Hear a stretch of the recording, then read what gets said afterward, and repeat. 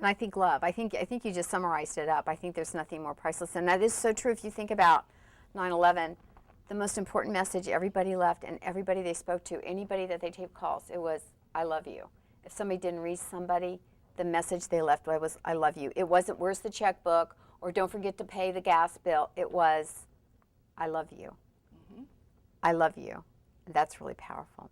We've only got a little bit more time, and I know everybody wants to ask you questions, but I want to ask you, because you've just shared so much wisdom, and normally I'm in there interrupting, but you've just shared such incredible, powerful, very emotional information with us today. But I want to talk a little bit about your company, Horizon. Oh, that. And what you, that. I know, and it is powerful what you share, but I think a lot of women here too, you bring such incredible philosophy. So tell us about your business and where you see yourself going and what's happening at Horizon and what you do. I'll fast forward really quickly. When I left that consulting firm that was chaos, I was there for 5 years. A lot of things happened, and I worked with my business partner. In 1993, he took me to lunch, and he said, Wanda, I'm thinking about starting a company, and I really think you should be my business partner. I'm sorry, because that's exactly what I did to him.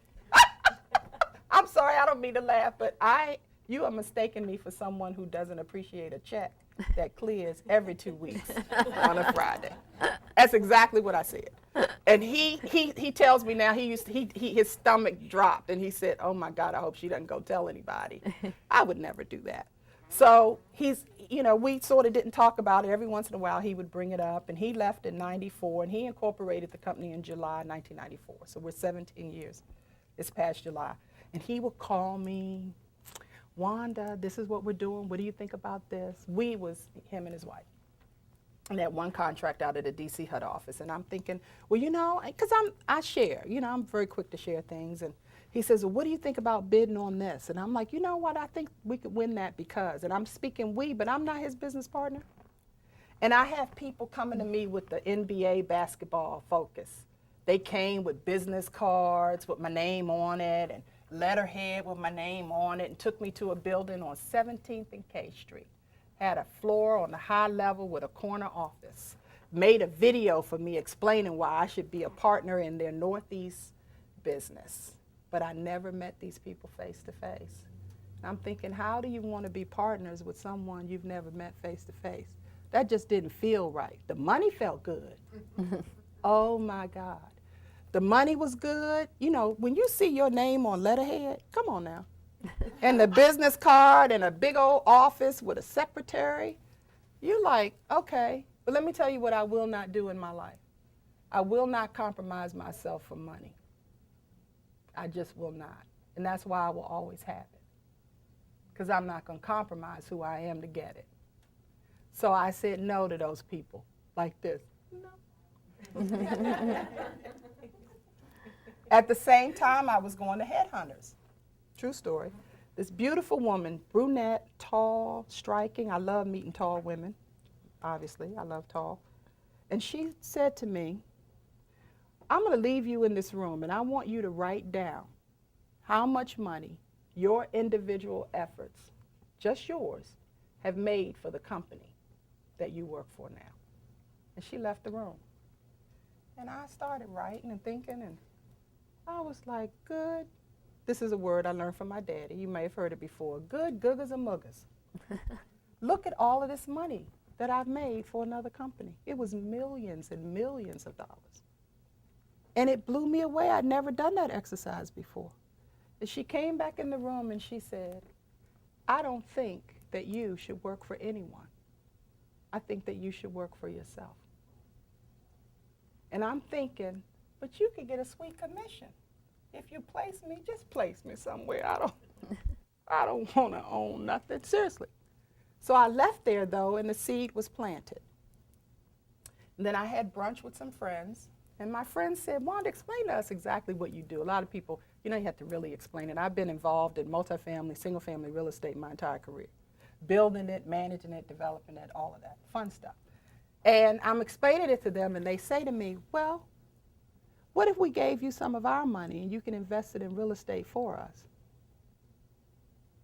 I'm like, what? Seriously, huh? And then they started talking about me owning a business, and Wanda, how long would it take for you to figure out if this is something you could do? I said, about 6 months. After 6 months, if it ain't flying, I'm going to go get me a job. You know, I was always taught, you learn how to type, you can get a job. My mother bought a typewriter home when I was in elementary school. So even now, I still have typing tests with the computer because I'm good. Anyway, it's just something I do for fun. And I'm driving home from their house, and I had this thought. If these people are willing to invest their hard-earned money with me, why am I not willing to invest my money in me? It was like an epiphany. And I realized how much money I would need for 6 months, just to live the way I live for 6 months. And I got home, and you know, I'm a person, even to this day, I don't open mail for a week, a whole week's worth of mail, and I'll sit at a table and go through everything. And I opened up my retirement account. Trust me, it had maybe $20,000 more. No, I'm sorry, $20 more. Let me tell the truth. It had $20 more in it than I thought about with respect to what I needed to live on and what I would need to buy 51% of the company, which cost me $20,000. So I paid $20,000, and this was the conversation. I called them. I said, okay, you've been after me now for a long time. I'm coming. Huh? This is the conversation. Huh? I said, no, seriously. I made the decision. I want to come work with you.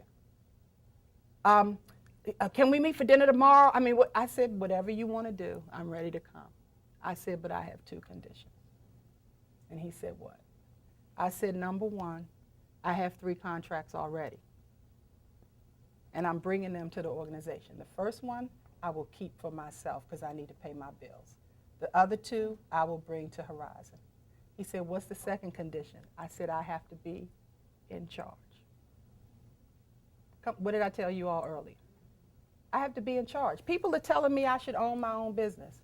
People are telling me, coming to me with all of this stuff and 6-figure salaries, and they haven't even met me face to face. Why am I not going to be in charge? He didn't even blink. He said, absolutely not a problem. We went to dinner. I signed on a dotted line. The next day I went to my attorney to make sure I didn't sign. I think you're supposed to do that different order, but okay. You know, you got to learn. I think attorneys love you when you come in and go, oh, by the way, I need to review a contract. Oh, I already signed it. Yeah. But everything was in order. Everything was great. And now it's 16 years later for me. And we've been on the Inc. 500 in 2002, which was 7 years after I came. And then we were last year on the Inc. 5000 for 2010. We've grown as much as 150 employees in our time. We've earned upwards of $60 million in that time.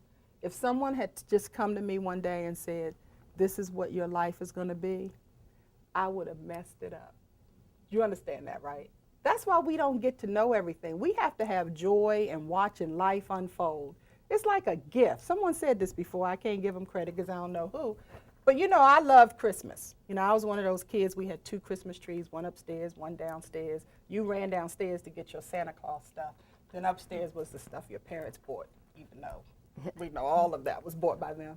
And it was that day. I would get up. So let me tell y'all how bad I was. Now, I said I was going to stop saying that. How mischievous and creative I was as a kid. How I stretched the truth beyond reckoning. I told my siblings one day at breakfast on Christmas, I had cookies and milk with Santa Claus. They were like, no, you didn't. I was like, yes, I did. I got up early. The cookies and milk were still there. I had 1 or 2, took a couple of sips of the milk, went back to bed. But I exaggerated. You know, I had cookies and milk. Of course, my parents knew I wasn't telling the truth, but they weren't going to say anything. So when one by one we started learning that there was no Santa Claus, every last one of my siblings remembered me telling that lie. But Christmas was great because I loved to unwrap. And my dad taught me, I used to be impatient with my dad because my dad, you put the gift in front of him. He got to read the card to Dad from Sandra, Wanda, Sam. Oh, that's nice. He'd slowly take it off the package, put it to the side. Then he'd turn it up like this.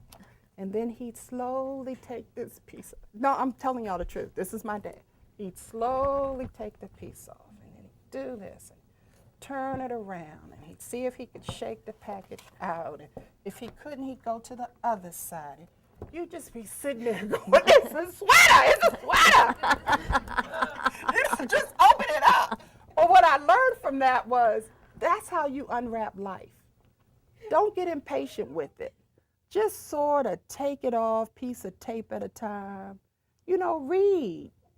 Be grateful for who gave it to you. Be thankful. You know, this life was our first and most precious gift. Always be thankful for it. And just let life just unwrap slowly.